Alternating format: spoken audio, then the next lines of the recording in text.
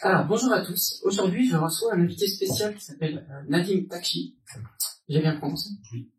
On va parler d'investissement immobilier, autant de stratégie d'achat immobilier, de rentabilité, et on va parler aussi d'un projet très intéressant de placement immobilier avec un taux d'intérêt très intéressant. Donc, restez jusqu'au bout. On va voir ça avec Nadim. Nadim, bonjour. Bonjour Axel.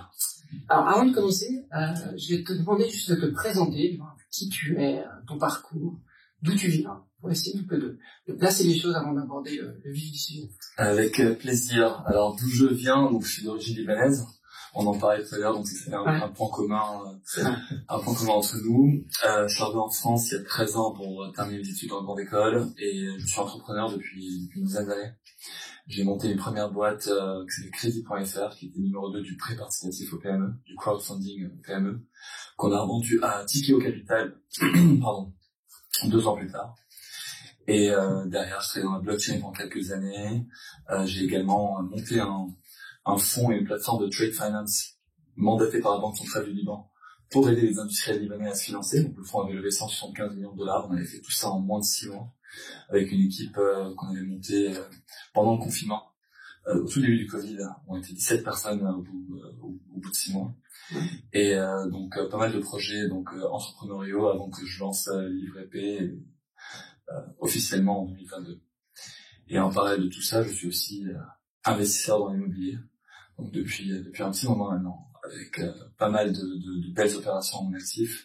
Et aujourd'hui, je mets à disposition mon expérience et mon expertise pour le Livret P. Ouais, donc ça c'est ce qui m'a pas mal intéressé dans ton profil. Et c'est justement le parcours le parcours est très très logique et très naturel. Et c'est vrai, quand tu m'as dit que tu avais investi, alors je sais plus exactement quoi, Bordeaux, à Lyon. C'est quoi les villes où tu as investi? C'est personnel, et Bordeaux, et Nice, Lyon, là c'était pour le Livret B, on a Villejuif, Nanterre, Paris, beaucoup à Paris aussi à titre perso, Marseille, Montpellier. Voilà, donc ça m'avait interpellé, parce que je pense que ceux qui nous écoutent ont ce même questionnement, c'est comment on fait pour investir dans des grandes villes, déjà d'une part dans des grandes villes en France, puisqu'on sait que c'est plus cher, moins rentable, etc. Et deuxièmement, comment on fait pour investir dans plusieurs grandes villes en France, tout en étant sur habites à Paris, oui. Tout en habitant à Paris, et en gérant, parce que finalement tu gères toi-même tes biens immobiliers. Donc voilà, on va y venir petit à petit. Mais déjà, est-ce que tu peux nous raconter, peut-être ton premier investissement? Oui, alors mon premier investissement c'était à Bordeaux.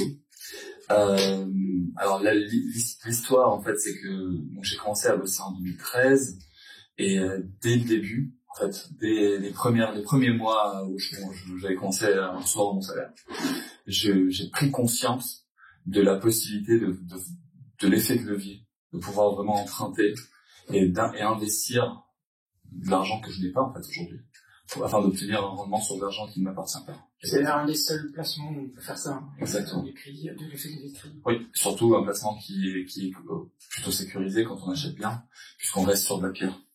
Donc, il a fallu, n'ayant aucune expérience, je ne viens pas du tout du monde de l'immobilier, n'ayant aucune expérience là-dedans, il a fallu déjà choisir la ville. Et donc j'avais commencé à regarder, faire mes recherches un peu de mon côté. À l'époque, il n'y avait pas de podcast sur l'immobilier, il n'y avait pas ce genre de choses. C'était quelle année? 2013-2014. Donc c'était il y a quasiment 10 ans. C'était le début, donc de rendement locatif, notre service. Ah ben. Tout début, quoi. Voilà, donc on est très loin là. Je ne vous connaissais pas encore à l'époque. Et donc j'avais sélectionné quelques villes, des villes intéressantes. Il y avait Toulouse, il y avait Nantes, il y avait Bordeaux. Et donc et parmi ces villes-là, j'ai ce que j'avais visité. Bordeaux, c'est celle que j'avais le plus appréciée, que je trouvais très jolie. Et d'ailleurs, je trouve toujours très très très très jolie. C'est une de mes villes préférées en France. Donc derrière, il faut savoir où investir, parce que l'emplacement spécifique est forcément très important. Donc il faut pouvoir faire aussi des recherches sur place. Donc c'était ma stratégie à l'époque, c'était aller sur place, essayer de comprendre tous les quartiers intéressants à investir en vue de faire des achats. Donc à l'époque, ce que j'avais fait, c'est que ne connaissant pas d'agents immobiliers et n'ayant pas confiance forcément dans les agents immobiliers, puisque je partais du principe qu'ils allaient me vendre un peu leur propre quartier sans forcément avoir un peu ce côté, on va dire, bienveillant et éducatif. j'ai pris des taxis. J'ai pris des taxis pendant 2-3 jours, j'étais sur place en déplacement, et je prenais des taxis même pour 5 minutes. J'en ai pris plein, et en fait, je me partais du principe que le chauffeur de taxi est là depuis 20-30 ans, connaît la ville mieux que quiconque, et n'a aucun intérêt à te... C'est la première fois que j'entends cette technique. C'est pas bête du tout. C'était ma logique un peu alambiquée, mais j'aime bien raconter, parler. Bien sûr. Finalement, tu le guide le taxi. Exactement. Et donc en fait, je partais vraiment de manière très très très transparente. Je cherche à acheter à Bordeaux, investissement locatif. Où est-ce que vous conseilleriez? Et au final, chacun me donnait 4 ou 5 quartiers. Je recoupais et puis il en ressortait quelques-uns. Et sur ceux qui ressortaient, ben, du coup, j'allais sur place, je discutais avec les commerçants. Donc, il y avait vraiment un travail de fond. N'ayant aucune expérience dans l'immobilier, c'était mon premier investissement, donc je voulais vraiment faire les choses bien et apprendre. Et ensuite, quand je suis rentré à Paris, sachant que j'allais revenir quelques semaines plus tard à Bordeaux, 2 semaines avant mon retour, j'ai nettoyé le Bon Coin. Littéralement nettoyé. Donc, j'ai revu plusieurs milliers d'annonces, des centaines et des centaines de coups de fil. J'avais mis en place un fichier Excel comparatif gigantesque pour m'y retrouver et savoir qu'est-ce qui était intéressant. Et ce qui comptait pour moi, c'était l'emplacement, donc les quartiers que j'avais sélectionnés, et la renta nette. À l'époque, je voulais être à 4% de renta nette à Bordeaux, sachant qu'on empruntait à 1 ou 1,5, donc j'étais au-dessus du double de la renta, donc c'était ce qu'il me fallait. Sur les centaines d'appels, j'ai sélectionné 30 apparts. Tu t'es posé comme ça et t'as appelé un par un. Ouais, j'avais un peu de temps à l'époque. C'est beaucoup moins le cas. Beaucoup de temps. C'est beaucoup moins le cas aujourd'hui. Mais si on a un peu de temps, il faut faire ça. Si on n'a pas de temps, ce qui a été le cas pour moi après, il y a une autre stratégie qu'on peut mettre en place. Je pourrais en parler peut-être tout à l'heure. Ouais. Et donc du coup, j'ai sélectionné 30 biens que je suis allé visiter en un jour et demi. Donc je les ai mis. Ça, c'est pas facile à faire. Non, mais en fait, tu choisis par quartier. Oui, mais de caler tous les rendez-vous en même temps, c'est beaucoup plus difficile qu'on croit. Oui, j'ai envie de vous dire, bah non, moi je suis pas dispo là, j'ai déjà un autre truc là. Et... Bon, en fait, je me disais, voilà, pour le quartier, par exemple, des Chartrons, je me calais, ou de la Victoire, je me calais toutes les visites entre 11h et 14h. Ou 13h. Sur un quartier. Sur un quartier, donc les visites duraient 20-25 minutes. Et donc ça me laissait 5 minutes pour me déplacer d'un appart à l'autre. Et forcément, j'ai visité des choses que aujourd'hui je n'aurais même pas pris le temps. Je prendrais plus le temps de faire parce que voilà, j'ai vraiment brassé large. Et sur les 30 biens, j'en ai sélectionné 6. Sur les 6, il y a eu mes trois préférés auxquels j'ai fait des offres, et les 3 offres avaient été acceptées. Donc du coup, j'en ai pris qu'un. Enfin, j'en ai choisi qu'un parce qu'à l'époque, j'avais pas forcément les moyens d'acheter les 3, sinon j'en aurais acheté 3 en V6. Et c'est ce que j'ai jamais eu prêt. J'avais tout bien préparé sur la partie IMO, et j'étais juste allé voir mon banquier de la BNP, qui était un jeune, probablement qui n'avait pas d'expérience. Il m'a dit oui, il n'y a aucun souci pour qu'on vous finance. Donc, mon banquier me dit ça. Ouais. Je lui dis ok. Et quand je reviens le voir, vous vous souvenez, on s'est parlé il y a quelques semaines, bah voilà le bien. Et en fait non, il voulait pas me financer, j'étais pas français à l'époque, ça calait pas dans leur case. Donc j'ai contacté un courtier, puis 2 courtiers, et en fait ça a duré des mois. Et au final, il y a un courtier qui est venu me voir au bout de 6 mois d'attente, parce que j'ai même fait patienter le vendeur pour 6 mois. Ouais. Et au final, le courtier vient me voir, bonne nouvelle, c'est bon, on a le prêt. Super. Il faut juste votre carte d'identité française. Ah. Non, ça va être compliqué. Et du coup, le vendeur, l'agent immobilier m'a tenu au courant et m'a dit qu'il avait vendu l'appartement 14 ou 15 000 euros plus cher. 6 mois plus tard. Parce que du coup, les prix étaient en train de monter, parce qu'avec Bordeaux, il y avait la ligne grande vitesse qui était en train de se mettre en place. C'était la folie. Exactement. Et donc, je m'étais promis que dès que je devenais français, j'allais m'y remettre. Je suis devenu français fin 2015, et en 2016, j'ai acheté du coup l'appartement à Bordeaux. Dans les Chartrons, mais les prix avaient fortement augmenté. Donc, je suis quand même sorti à 3 000 euros le mètre carré dans les Chartrons, là où ça vaut aujourd'hui entre 5 500 et 6 000. Je connais bien un monde à Bordeaux. Voilà. Donc, mais j'avais bien, j'étais à la Victoire, j'étais à 2008. En plein, donc c'était une autre époque. Aujourd'hui, la Victoire, c'est un peu le quartier hyper étudiant, hyper jeune. Quoi. Oui, c'est pas mal pour le locatif. Quand tu veux faire de locatif, c'est pas vrai. C'est même mieux que les Chartrons. Je suis d'accord. Quoique j'ai reloué l'appartement dans les Chartrons il y a 1 an, et j'ai dû avoir une 50aine de demandes. Alors que j'avais un peu cher. En plus, j'estimais que j'avais un peu cher. Il y avait une très très forte demande. Parce qu'on est sur une grande ville, parce qu'il y a un besoin pour les gens il y a un besoin d'habitation qui est très fort aujourd'hui en France. Ah oui. Avec un manque de logement de 800 000 logements sur les grandes villes, donc il y a ce besoin-là. Donc on sait que quand on achète bien, on achète un produit qui est quand même patrimonial, qui est propre, où on se sentirait nous-mêmes prêts à y vivre. On sait qu'on peut le louer. Et c'est ça aussi qu'il faut avoir en tête. Ouais, bon, après je t'en fais complètement là-dessus. On donne le même conseil. Il faut se démarquer de la concurrence. Il faut faire mieux. Voilà. Aujourd'hui, et puis pour attirer les meilleurs profils aussi. Tout à fait. Donc Bordeaux, ok, donc ça c'était en 2016. Et ensuite. Donc t'habitais à Paris, t'as acheté à Bordeaux. Mais du coup là, alors si on prend juste le cas de Bordeaux, comment tu faisais pour le gérer depuis Paris? Alors, avec Bordeaux, à l'époque, j'avais pas du tout d'expérience dans les travaux. Donc, l'objectif était aussi de limiter un peu le risque. Enfin, au niveau de la courbe d'apprentissage, l'idée c'était, bon, je suis en train d'apprendre déjà sur la partie IMO et la partie financement. Ça sert à rien de me prendre un truc où je vais me prendre plein de travaux dans la gueule. D'autant plus que je suis à Bordeaux, compliqué à gérer, je connais personne sur place, etc. Et donc, l'appart que j'avais acheté était déjà loué. Donc, j'ai acheté un peu moins cher que le prix du marché parce qu'il était déjà loué. Ce qui m'a, du coup, derrière, en termes de gestion, c'était assez facile. Oui, tant qu'on change pas le locataire. La locataire est partie à un moment donné ou quelques années. Et donc là, j'ai refait les travaux. Donc, du coup, j'avais déjà l'expérience. Donc, j'ai fait les travaux moi-même avec une personne. C'était assez amusant. Ça a duré 4-5 jours. On a fait ça assez rapidement l'an dernier. Chose que je ne fais plus aujourd'hui d'ailleurs. Je ne fais plus de travaux du tout. J'ai plus du tout le temps de m'en occuper. Mais j'avais un peu de temps, donc je l'ai fait. Et puis, j'ai pu louer beaucoup plus cher. Et c'est permis surtout d'apprendre. Ouais, je dis toujours, c'est comme l'entrepreneuriat. Faut d'abord faire soi-même. Et ensuite, on trouve les personnes où on fait faire, pour mieux choisir aussi les parties. Ceux avec qui on travaille ou ceux qu'on recrute dans une boîte.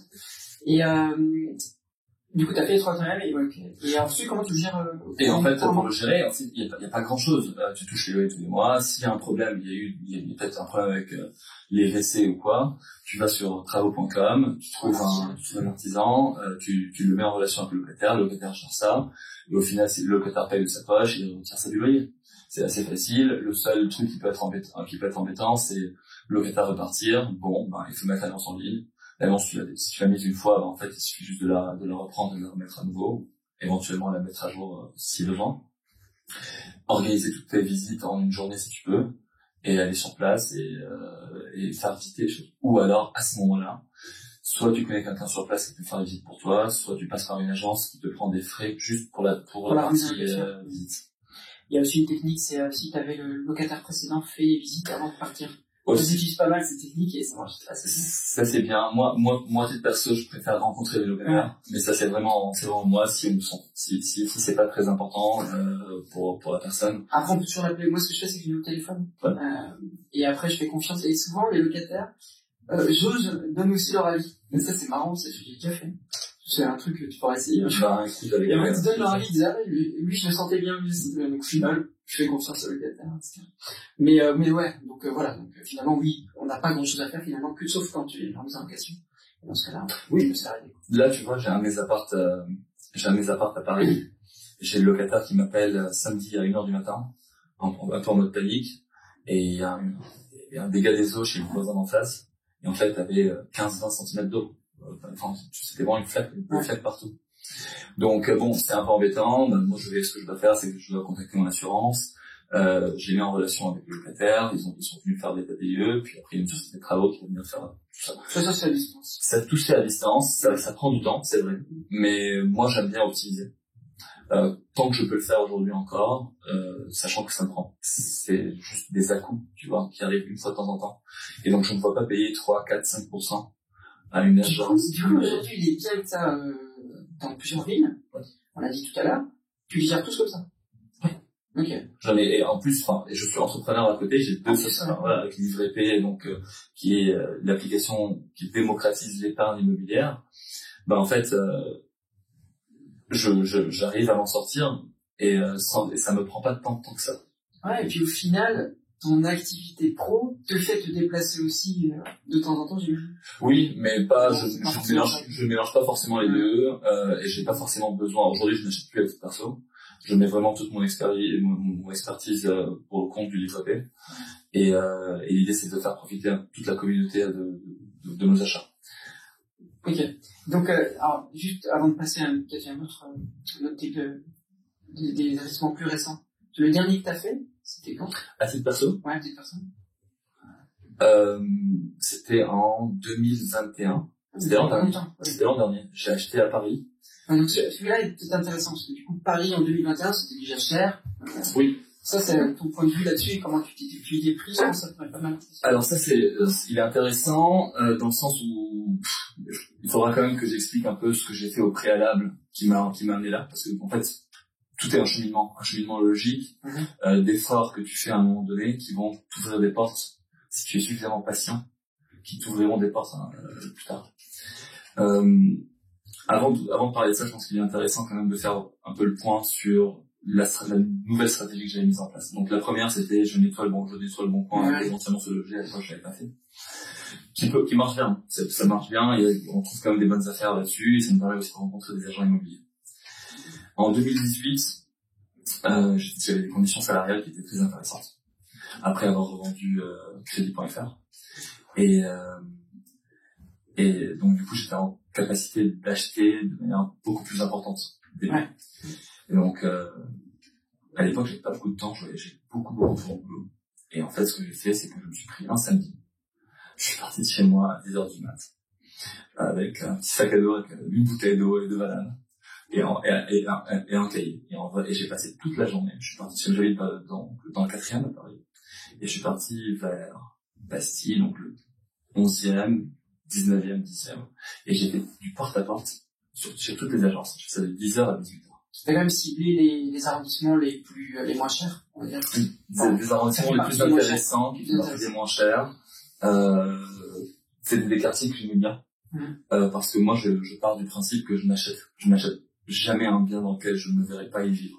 Pas forcément aujourd'hui, mais à un moment donné de ma vie, donc étant étudiant ou plus tard, ou ayant une famille, je le fais jamais. Ces arrondissements sont hyper populaires, hyper intéressants.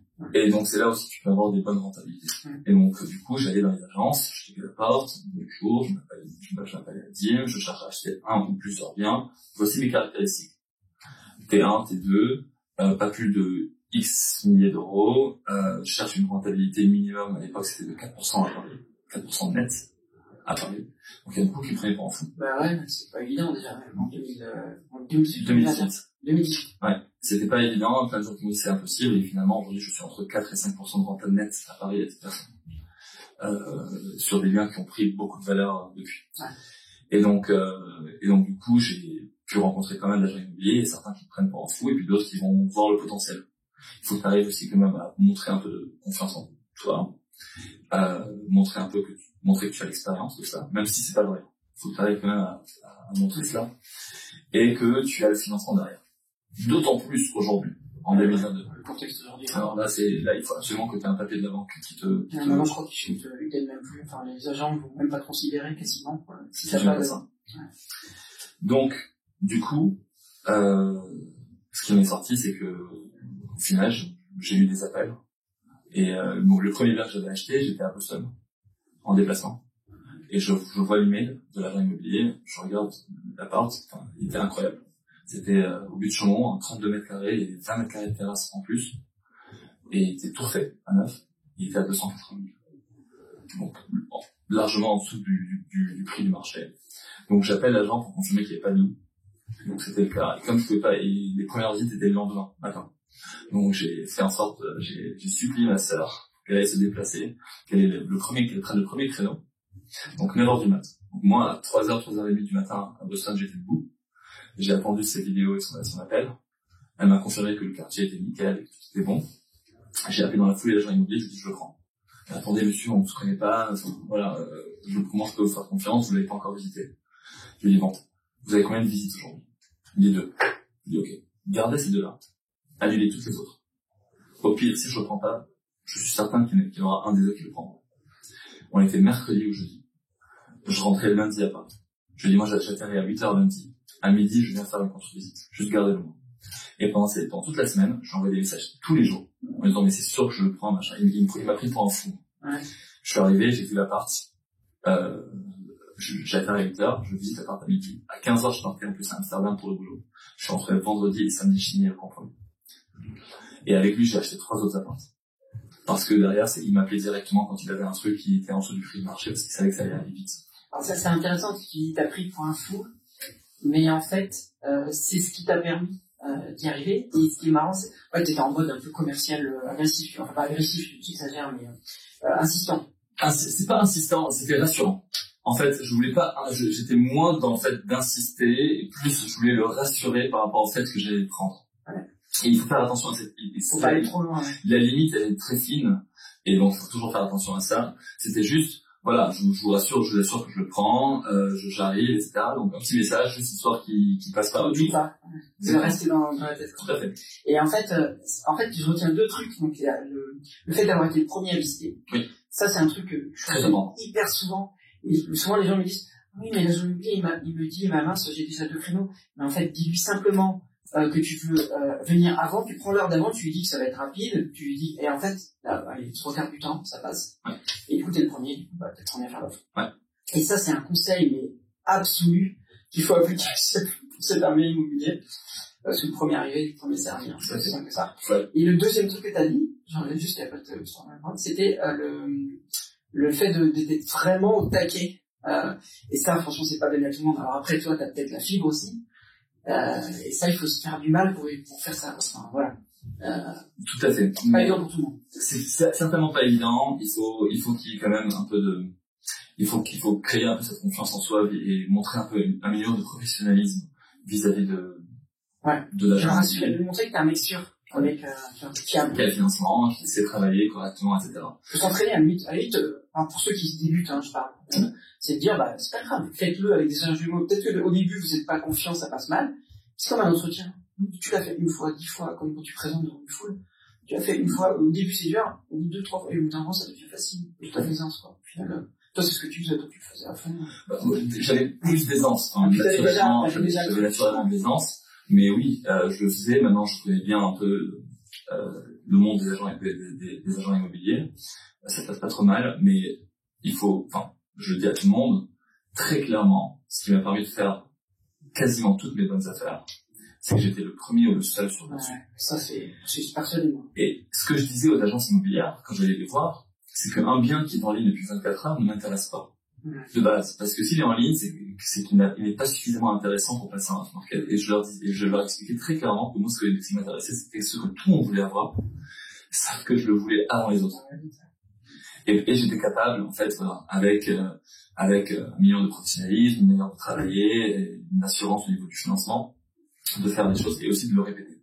Parce que l'intérêt aussi, c'est que ces agents-là puissent derrière te revendre des biens sans forcément s'embêter à mettre l'annonce en ligne, etc., puissent te revendre des biens très facilement. Donc en fait, tu deviens un client récurrent. Ouais, mais après, si on rentrait vraiment dans les détails, c'est vrai que c'est toujours intéressant de voir vraiment quels sont les... Et en fait, il suffit de dire, toi, dans ton cas, t'es déjà investi. Il suffit de dire, ok, j'ai déjà plusieurs investissements. Donc, en fait, déjà, l'agent, il dit, bon, ça marche pas quand c'est le premier. Mais déjà, l'agent il se dit, lui, c'est un mec sérieux, quoi. Il a déjà fait plusieurs fois, je vais pas perdre de temps avec lui. Et ça joue énormément dans la tête de l'agent immobilier. Parce que lui, je veux vendre vite, finalement. Je pars toujours du principe qu'il faut être transparent et honnête. Maintenant, faut pas, si on n'a pas d'expérience dans l'acquisition immobilière et qu'on cherche à avoir ce type de bien, et non pas une résidence principale, etc. C'est bien de se faire accompagner, mais par quelqu'un d'autre que l'agent immobilier, et venir devant l'agent immobilier avec une vraie assurance, et ne pas forcément mentionner qu'on est primo-accédant. Voilà, parce que les primo-accédants, généralement, les agents immobiliers, ils savent moins bien, ils vont plus aller se diriger vers des investisseurs professionnels. Donc, Et donc, à Paris, je reviens juste, en fait, t'avais vu plein d'agents immobiliers, en fait. T'as fait dans la rue, en fait, t'es rentré dans l'agence. À l'ancienne, quoi. À l'ancienne, vraiment du porte-à-porte. Et ça, ce qui est drôle, ça, c'est que, malgré tout ce qu'on digitalise aujourd'hui, dans l'immobilier, le côté local, proximité, physique, et ben ça marche toujours autant qu'il y a 10 ans ou 20 ans. Et ça, c'est un truc de dingue. Et là, ça le confirme. Le relationnel, c'était tout. Alors qu'ils sont tous sur le bon coin, finalement, tu vois. Oui. Mais non, en fait. Tous les agents sont sur le bon coin, mais quand tu les rencontres, quand tu arrives à créer un vrai lien avec eux, ça change toute la donne. Donc cet agent-là, j'ai acheté 3 apparts par la suite. Et on parlait donc du dernier bien que j'ai acheté à titre perso à Paris. Ouais. Donc ça, c'était une autre agence. Donc j'étais rentré dans une agence, je suis tombé sur un agent immobilier, on a sympathisé, on est devenus amis par la suite. Il m'a vendu un premier appart dans le 10e. Et il m'appelle, et ensuite il a déménagé, en fait il est parti dans une autre ville, à Clermont-Ferrand. Mmh. Et il m'appelle en fin 2020, au début de 2021, en me disant voilà, j'ai un appart c'est une succession. Je te propose à toi, avant les autres, est-ce qu'il t'intéresse? Et on était donc, dans le 10e arrondissement de Paris, un 5e étage avec ascenseur, plus le 6e, une chambre de service au 6e, 5e étage, 60 mètres carrés, avec 2 balcons de 15 mètres carrés en tout, 450 000. Donc très largement en dessous de prix, il y avait beaucoup de travaux à faire, c'était très lourd, donc quelqu'un qui n'a pas d'expérience ne serait pas à l'aise à gérer un truc comme ça. Mais ça m'a permis d'acheter ce bien-là avec une forte vente derrière. Ouais, puisque t'avais déjà acquis beaucoup d'expérience avant. Ouais. Donc non, c'est hyper intéressant. Et je pense qu'il faut vraiment retenir, la seule chose qu'il faut retenir, c'est cette espèce de... L'agent immobilier va d'abord faire travailler ceux dont il est sûr avec lesquels il va pouvoir écouler rapidement bien. Et c'est souvent un investisseur ou des clients, des acheteurs fidèles qui comment dire, qui a fait plusieurs opérations. Donc il sait qu'au moins il va le tester, et récemment, donc pas trop vieux dans le temps aussi, parce que normalement on perd le fil quand on a plus le contact avec les gens. Et ça, c'est vraiment, je pense, le truc le plus fort quand on veut investir. Mais du coup, il faut créer sur la. Il faut le créer. Hein. Et donc, c'est pour ça que rien ne remplace le contact physique. Ouais. Et là, pour l'IVP, par exemple, on a, là, en un mois, on achète 3 appartements à Lyon. On est sur des rentas locatives nettes supérieures à 6%. Et les deux premiers biens, en fait, c'était un peu notre réseau, on nous avait en relation un peu avec des agences immobilières. Et en fait, le même agent qui a vendu un premier bien, j'ai passé 1h30 avec lui à discuter, parce qu'on a sympathisé, parce qu'il avait la bonne fibre, jeune, dynamique, etc. En fait, il m'appelle la semaine dernière, il a un nouvel appart qui arrive, c'est une succession également. Il va s'en débarrasser rapidement. Il me le propose à moi. Je fais la visite et c'est bouclé. Et en plus, il t'aide à négocier le prix. Alors qu'il n'y a pas de visite par ailleurs, mais il t'aide à négocier le prix. Et tu arrives à l'avoir dans des super conditions. Et on est à 6,5 de renta net, on est dans le centre de Lyon. Ce qui est assez exceptionnel. J'ai un autre exemple. J'avais fait à l'époque, je pense que c'était en 2020. J'avais fait un peu le tour de Villejuif, aussi avec porte à porte, des agences de Villejuif. Parce que je pense qu'il y avait un vrai potentiel là-dedans. Donc j'ai fait ça, puis il y a eu le confinement, c'était compliqué, etc. 2021, je reçois un appel d'un agent immobilier qui a vu mon nom, parce que justement j'étais passé en tant qu'investisseur professionnel, parce que je m'étais fait passer en tant qu'investisseur professionnel. Il m'appelle, il y a une maison à Villejuif, qui est en off-market, je vous la propose, machin. À l'époque, j'étais à Bordeaux. Justement, je faisais des travaux pour mon appart à Bordeaux. Et j'y habitais un peu l'été. Et donc, j'ai fait l'aller-retour à Villejuif pour aller voir la maison, pardon. Super maison. Maison de famille avec 4 chambres qui était très bien gérée depuis 30 ans. Et les propriétaires déménageaient à Lyon. Et donc, le coût de la maison, c'était à peu près 1 million d'euros. Avec les frais d'agence. Et 2 jours plus tard, il m'appelle en me disant qu'il y a Inly. Inly, c'est la société qui est détenue par le groupe Action Logement. Et pour ceux qui ne savent pas, Action Logement, ils prennent 1% de notre salaire. C'est un organisme gouvernemental qui prend 1% de notre salaire tous les mois.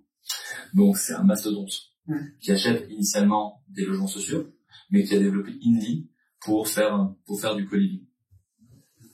Donc pour investir, on va dire, de manière un peu plus dynamique. Et Inly se positionnait sur cette maison, au même prix, que nous, sans condition suspensive. Ce qui a fait la différence, et en fait on a obtenu la maison pour cette histoire, c'est d'ailleurs le premier bien du livre AP. Donc une maison qu'on a transformée en 9 chambres et qu'on loue en co-living avec notre partenaire Colonis, qui est le leader sur le marché du co-living en France, et qui nous génère une rente annuelle de 6% aussi, alors qu'on est à 5 minutes à pied de Paris.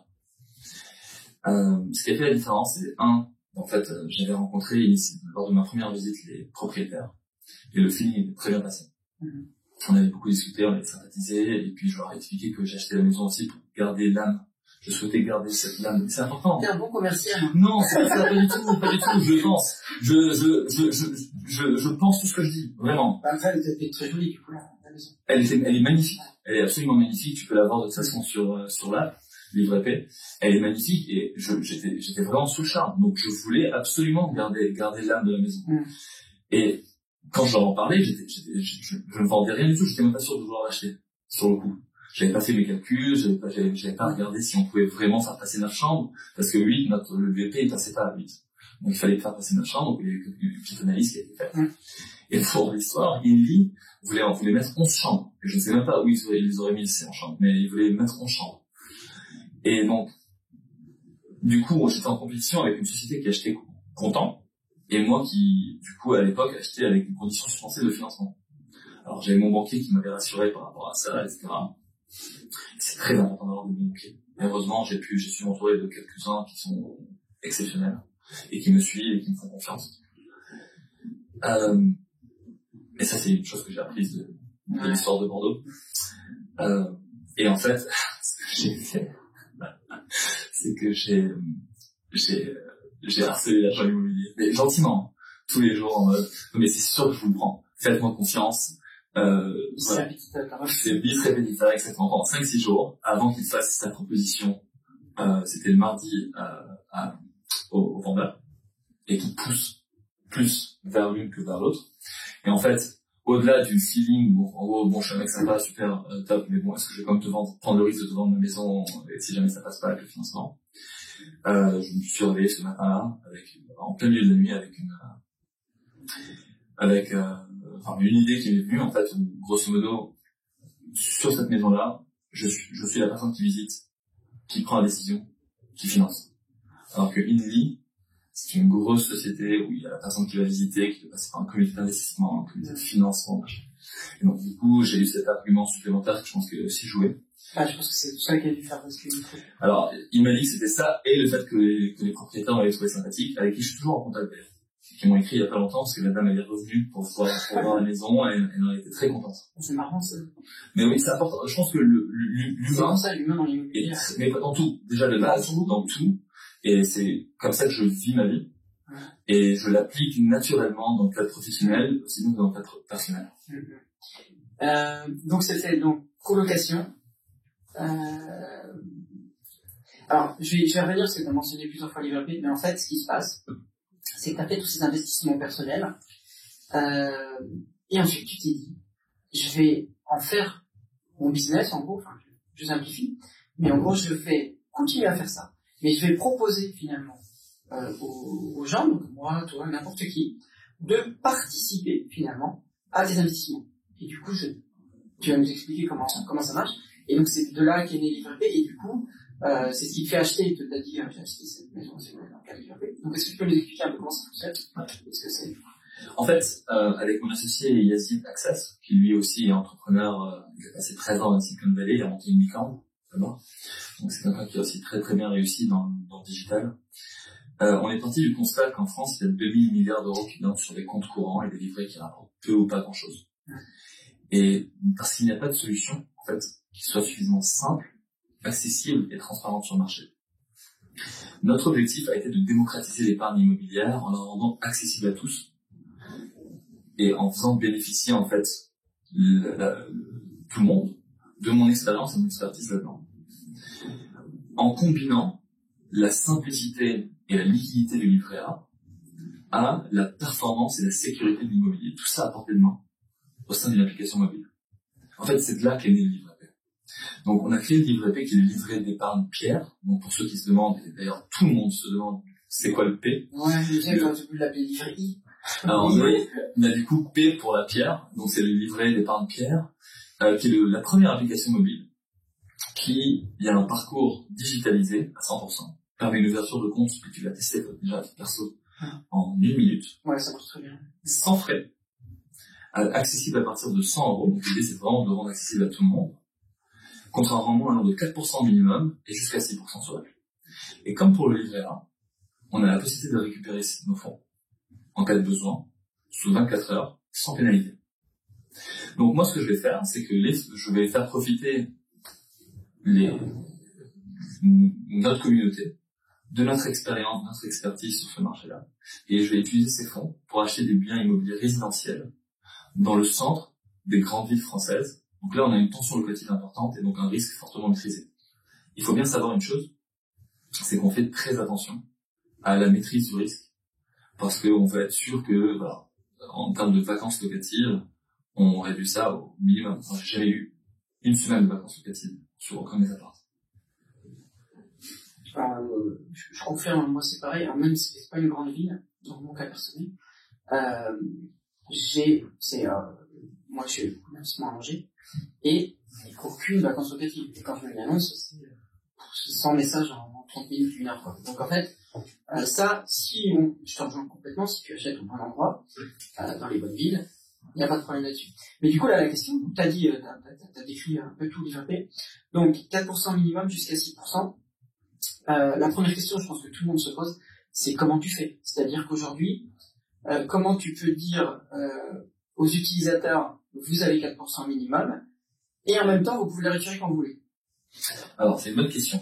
Ce qu'il faut savoir, c'est que l'IVP est un produit qui est unique en France et unique dans le monde. Oui, il faudrait d'ailleurs mentionner ce qui se fait. Donc, il y a les CPI, il y a les autres types de placements de ce type. Oui, il y a du crowdfunding, des CPI et autres.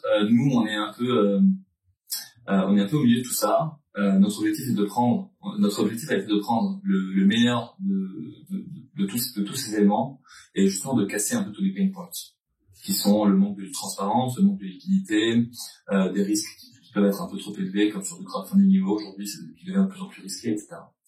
Donc, en créant cette solution, notre objectif a été de la rendre accessible, donc rendre accessible quelque chose qui n'était pas au préalable, 100 euros minimum, sans frais. La validation d'identité se fait de manière quasiment automatique, d'ailleurs tu as testé avec notre partenaire. Mais aussi traditionnellement, les produits liés à l'immobilier ne sont pas liquides. Et donc on a voulu justement offrir cette liquidité tout en gardant la performance de l'immobilier. La vraie innovation, elle se situe dans notre modèle économique, puisque le livret P investit auprès de sa communauté, mais ne se rémunère qu'après avoir payé ses utilisateurs.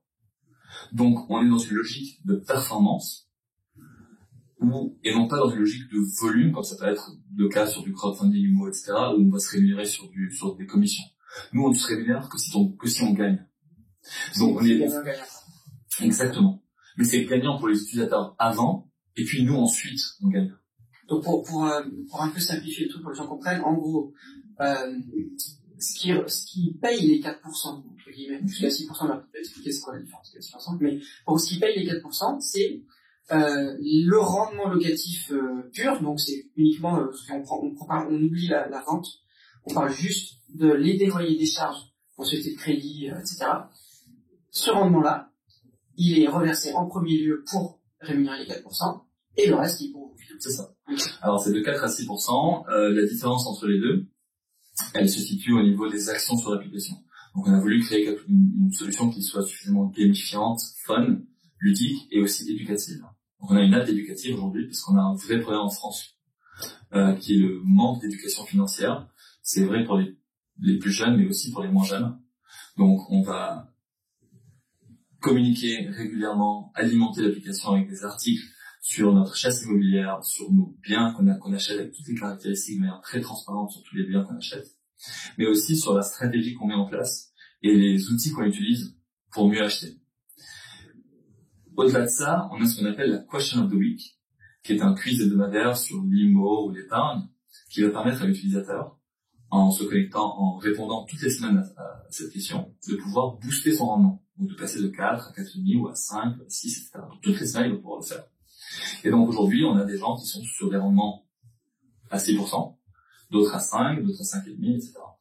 Donc, nous, Livre épais, on va se rémunérer dans un premier temps sur le différentiel de rendement entre la rentabilité locative nette qu'on touche et ce qu'on paye aux utilisateurs. Et aussi, à terme, on va du coup se rémunérer sur la plus-value latente. C'est là aussi que c'est un peu notre modèle économique. Surtout en ce moment, c'est pas tout ce qui va se passer, donc les prix vont peut-être baisser. Même si les prix baissent, en fait, aujourd'hui, on est dans une... Alors, il y a plusieurs choses. Il faut savoir, si on fait un petit aparté sur le marché immobilier aujourd'hui, c'est très important. Le marché immobilier, surtout le marché immobilier résidentiel, est très résilient. On l'a vu sur ces 30 dernières années. On a connu beaucoup de crises cycliques. Mais, malgré toutes ces crises, le marché immobilier résidentiel n'a connu que des corrections, des ajustements à la marge de quelques pourcentages. On le voit aujourd'hui dans les grandes villes françaises, on baisse de quelques pourcents. Donc, c'est d'autant plus le meilleur moment pour Livre épais de se lancer, que c'est un marché du coup qui regorge d'opportunités, avec des prix qui sont en train de baisser un petit peu. Et aussi, initialement, on est en compétition avec des investisseurs particuliers. On est en compétition avec des investisseurs particuliers qui aujourd'hui ont de plus en plus de difficultés à emprunter, à financer leurs biens. Et donc, ce qui nous permet de négocier d'autant plus les prix à la baisse. Donc, c'est là, aujourd'hui, où on arrive à faire encore plus des marges, et ça va au-delà de notre réseau de partenaires immobiliers qui nous donnent des offres en ce market. Et la question un peu, qu'est-ce que tu gagnes toi finalement? Qu'est-ce que gagne Livre épais au fait de dire aux utilisateurs répondez à des quiz? Parce que finalement tu vas leur reverser 1 ou X% de plus, pas 1 ou 2% de plus. Pourquoi? Tu vois d'où ça vient? Comment toi ça c'est rentable ensuite? Quand tu investis dans une SCPI, qu'est-ce qui se passe? Tu as mis 1 000 euros, 5 000 euros, 100 000 euros dans une SCPI. Tu penses plus? Oui, tu penses plus. Je pense plus, tu as mis 100 000, super. Et dans un an, tu as reçu un reporting, super, j'ai fait 4, 5%. Tu surveilles, parce que les gens aiment bien, tout le monde aime bien regarder où on en est dans son argent. Il y a une grande partie des gens qui ne le font pas. Et même si tu regardes, bon, tu as eu ton reporting trimestriel ou annuel, super.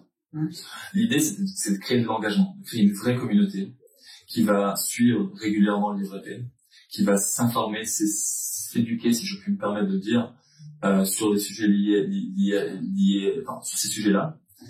Mais aussi derrière, ça pousse les gens naturellement à vouloir en parler autour d'eux, à investir davantage.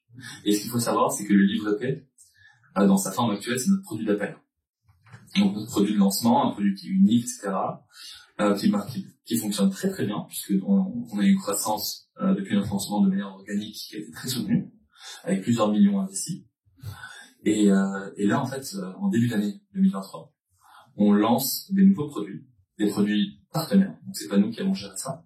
Donc, nous avons distribué des produits de partenaires qui ont 20, 30, 40 ans d'existence dans l'immobilier, notamment des produits de private equity, et de club deal immobilier, qui sont réservés aux investisseurs les plus fortunés. Donc, c'est des investisseurs professionnels qu'on va rendre accessibles à des petits montants et qui vont permettre à notre communauté d'avoir des rendements à 2 chiffres, 10, 12, 15% de rendement, avec une durée de blocage certes plus élevée, mais ils vont pouvoir faire un peu leur shopping. On aura aussi des SCPI partenaires de la Française Asset Management par exemple et d'autres, qu'on va pouvoir distribuer sur le Livre épais à moindre frais ou sans frais.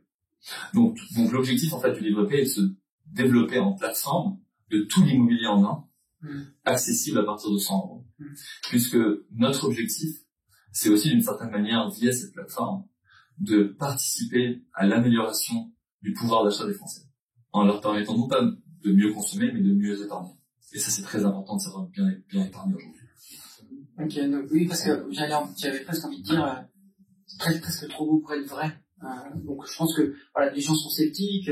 Moi, j'y étais aussi au départ. De dire, mais est-ce qu'on peut vraiment aujourd'hui dire que vous allez gagner 4% minimum sur de l'immobilier résidentiel? En plus, de l'immobilier résidentiel, alors que la plupart du temps, ce qui se dit, c'est que l'immobilier de bureau est plus sûr, puisque les entreprises louent sur des plus longues durées, avec des obligations, des baux de 369, etc. Et sur des montants plus élevés. On sait que la rentabilité de bureau ou de commerce est toujours meilleure, si on s'y prend bien, parce que c'est un autre monde, justement, elle est meilleure que dans le résidentiel et plus sûre. Et toi, finalement, tu dis, je ne trouve pas l'inverse. Alors, elle peut être plus élevée, oui. Plus sûre, je ne suis pas sûr. Les bureaux et les commerces aujourd'hui sont en train de passer par une crise. Depuis le Covid, même un peu avant, mais oui, certainement depuis le Covid, on a un risque qui est plus élevé. De toute façon, on n'a rien sans rien. Plus de rentable, plus de risque. Bon. Donc aujourd'hui, les bureaux doivent faire face à la démocratisation du télétravail.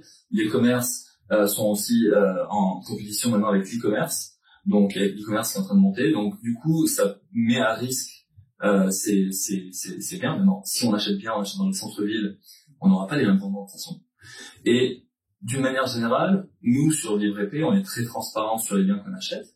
Donc si moi je suis capable d'acheter à 6 ou 6,5 dans le centre de Lyon, moi je vais aller aussi bientôt à Angers ou à Rouen ou dans ces autres villes-là où je serai plutôt sur des rendements à 7 ou 7,5. Ça reste des villes, on va dire, intéressantes, où on a un bassin de population et d'étudiants qui est quand même important. Et c'est ça qu'il faut regarder. Derrière, on utilise aussi des moyens de mise en location qui sont innovants, comme le co-living, avec notre partenaire Co-Lise. Et donc, on essaie de se diversifier un peu sur tous ces éléments-là. Et c'est-à-dire que ça montre, alors là maintenant tu le fais en pro pour LivreP, mais ça montre que n'importe qui, finalement, à partir du moment où on a bien sûr les moyens de financer, peut faire ça, avec le temps qu'il faut, ce que tu as expliqué juste avant. Et c'est là que j'aime bien le concept, parce qu'après, il y aura toujours des gens qui voudront pas faire, hein, qui vivraient de ce plan, et puis ça permet de diversifier dans l'immobilier sans rien faire, qui est ça. Et puis il y a ceux qui veulent faire, et puis même ça, c'est inspirant, je trouve. Ne serait-ce que ce que vous expliquez et ce que vous faites, c'est inspirant pour se dire, ah, mais moi aussi, je vais essayer de trouver les mêmes choses qu'arrive à faire LivreP, quoi. Mais en fait, ce qu'il faut juste avoir en tête, c'est, j'ai un projet d'achat dans 1 an ou 2, j'ai 10 000 euros sur mon livret A, ou sur mes comptes courants, je suis pas livré à. En ce moment, je trouve un peu, mais en ce moment, le cash, là, t'es le roi. En ce moment, on est le roi quand on a du cash. Parce que, on va plus convaincre le vendeur, on va pouvoir emprunter plus facilement, tout s'améliore. On fait plus d'apports, donc le taux peut être plus bas, on peut plus négocier le prêt. Enfin, tout est ouvert, en fait, pour ceux qui ont un petit peu d'argent qu'ils peuvent mettre en apport.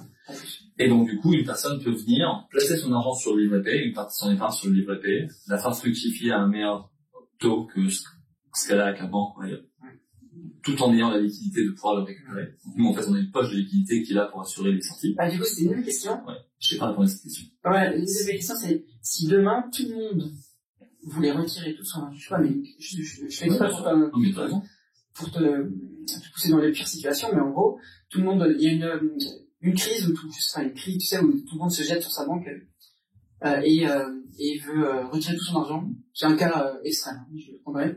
Tout le monde enlève ses fonds de livret P, qu'est-ce qui se passe? Comme pour les banques. On peut pas payer. Aujourd'hui, tout le monde veut retirer son argent de la BNP, qui est la plus grande banque européenne.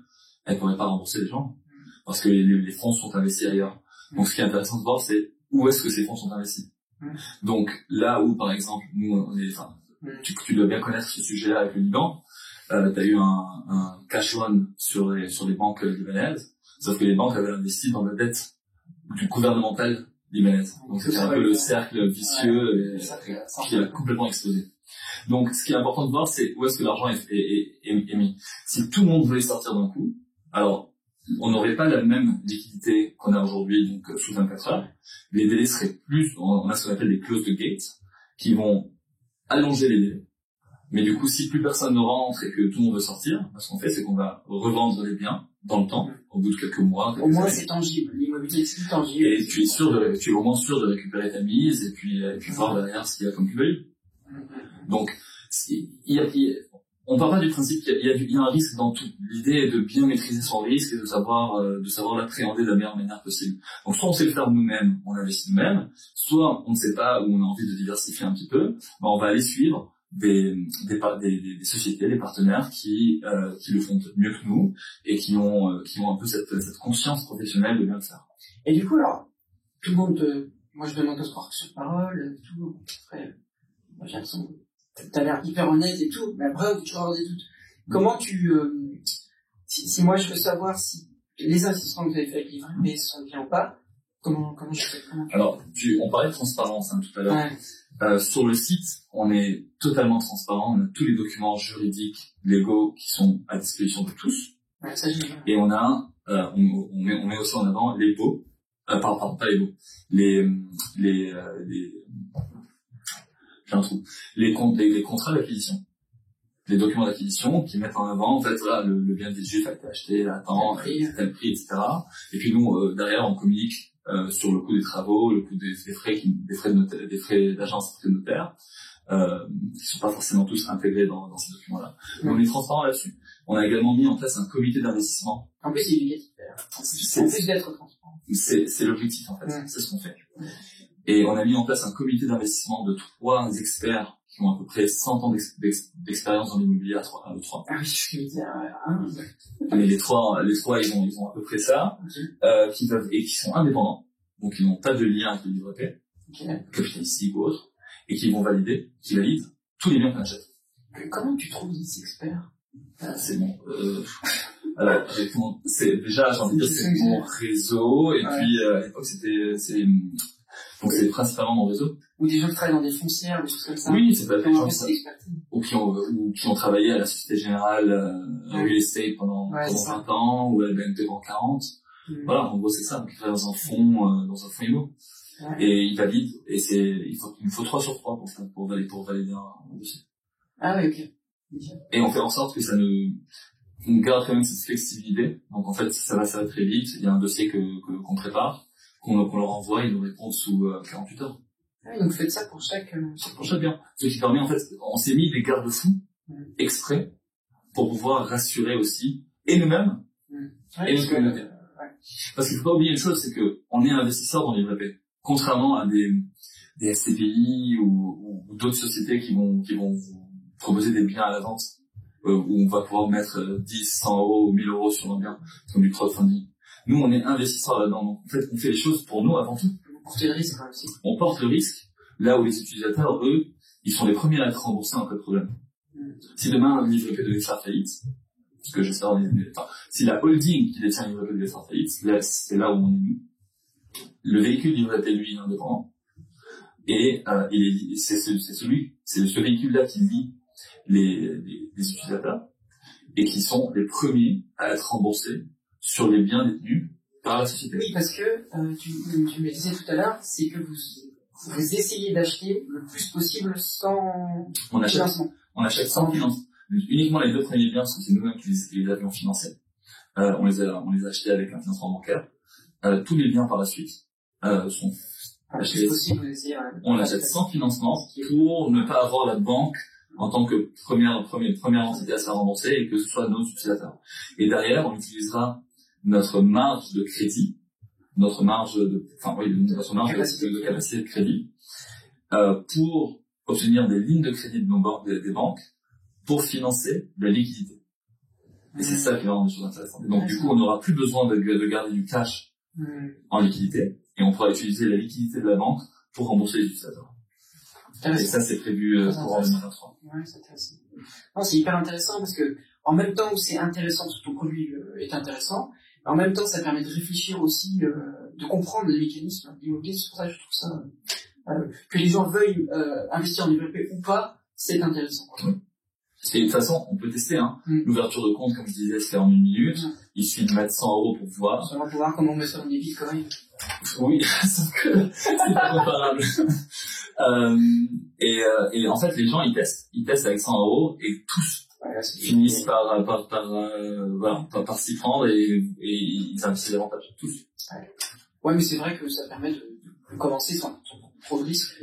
Et on peut récupérer l'argent à tout le monde. Parce que c'est vrai qu'il y a un problème de confiance aujourd'hui dans tout ce qui est fintech, financement, etc.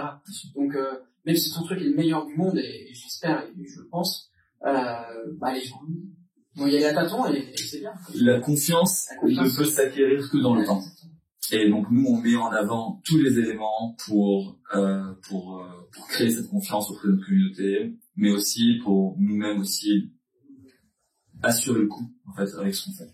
On fait très attention à ça, on n'est pas dans une optique de croissance exponentielle, on fait vraiment les choses calmement et bien. Ouais, c'est super intéressant. Du coup, je sais plus si ça fait combien de temps, je n'ai pas regardé, mais j'ai peut-être 2 trucs pour finir. Donc, première chose, si tu devais réinvestir en perso aujourd'hui, quelque part, d'une façon, on va dire, on va prendre le cas où tu as beaucoup de capacité, après je ne connais pas ta capacité professionnelle, c'est pas la question, mais si on a peu de capacité, une capacité raisonnable, on va dire qu'on a un salaire convenable, peut-être un peu d'apport, et que la personne doit investir, qu'est-ce que tu lui conseillerais de faire? Où et comment? Alors, on a fait une petite analyse il y a quelques semaines. J'avais lancé ça sur LinkedIn. D'ailleurs, j'invite les gens à me suivre sur LinkedIn puisque je mets en avant pas mal d'analyses de villes et on sort aussi même des listings de biens disponibles qu'on trouve intéressants, qu'on offre à la communauté s'ils veulent acheter.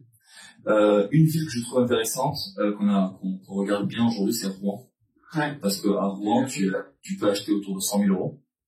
T'as des rentas, si tu t'en sors bien, qui sont pas dégueux. Là, on a regardé des biens, on est à 7,5 de renta net. Alors qu'on est collé à des universités. Enfin, un pôle universitaire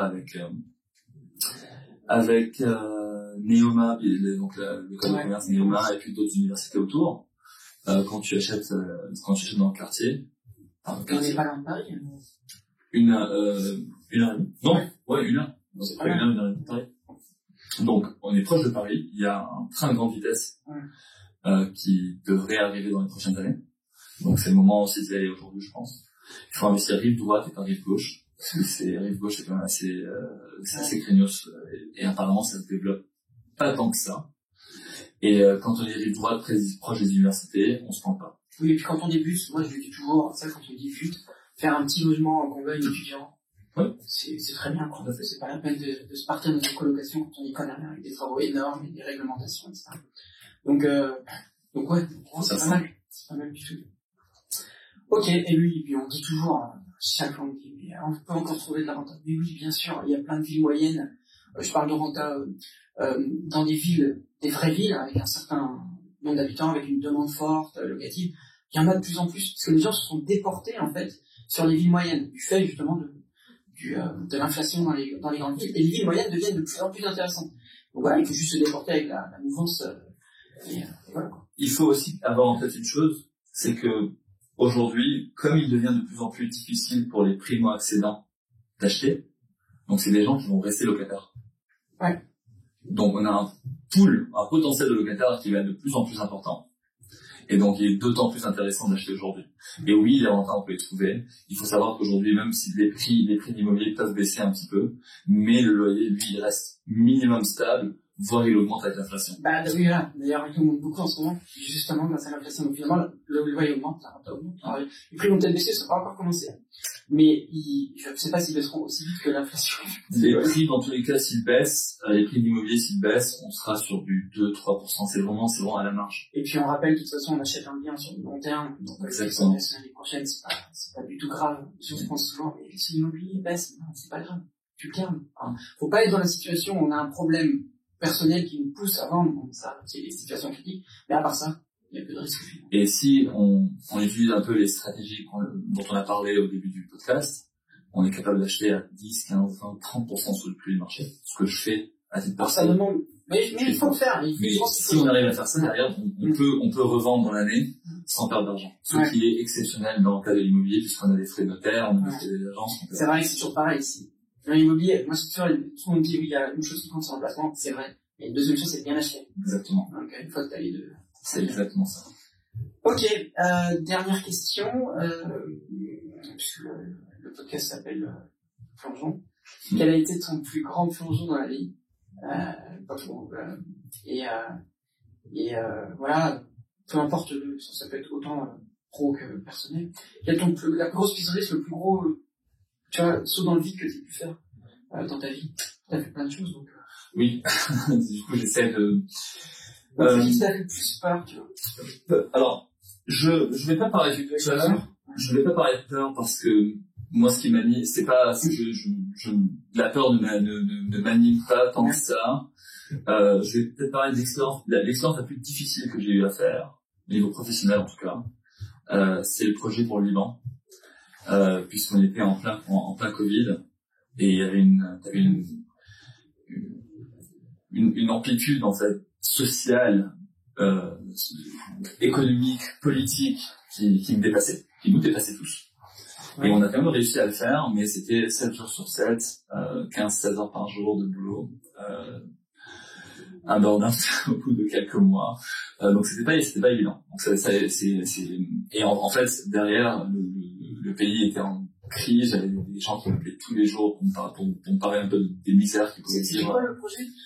Donc, en fait, on avait été, début 2020, mandaté par la Banque Centrale du Liban pour monter une plateforme et un fonds de financement international qui permettent aux industriels libanais de financer leurs imports, les imports de matières premières, puisque le Liban ne produit aucune matière première quasiment, pour pouvoir les transformer en produits et les vendre soit au pays, soit à l'étranger. Sauf que comme les banques et le gouvernement étaient en faillite, et que même si toi, en tant qu'industriel, tu avais de l'argent sur ta banque, dans ta banque, tu n'étais même plus capable d'utiliser cet argent. Donc en fait, il était impossible pour un industriel d'emprunter, d'avoir une lettre de crédit, ou de financer l'importation de matières premières. Donc on a monté ce fonds-là, alors que, en plus, j'avais aucune expérience là-dedans. À la base, c'était censé être un projet qui était proche de celui de Crédit.fr sur du crowdfunding. Et au bout de quelques semaines, on a réalisé que pas du tout. On était 2 ou 3 au début, et puis en fait, on a rapidement monté donc 2 équipes à Paris à bureau de 17 personnes. Et c'était un peu créer un peu l'impossible dans un pays où on avait énormément de problèmes. Et on a réussi à le faire, et le projet fonctionne toujours. On s'est sorti en fin d'année justement pour monter le livre épais parce que j'ai pas pris énormément de plaisir, on va dire, avec ce projet-là, et je souhaitais un peu revenir à mes amours, ma passion qui est l'immobilier. Ok, bon, très clair. Bah, écoute, merci. Merci à toi. Et à très bientôt. Ouais, c'est plaisir.